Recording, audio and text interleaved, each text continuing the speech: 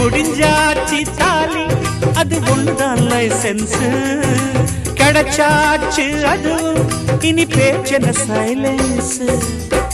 என்ன தனி சொன்னா கூட போகாது வெக்கநாளம் தை மாசி பங்குனி போய் சித்திர மாசம் அப்பப்பா குப்பத்திலேங்கோ நெத்திலி வாசம் வாசம்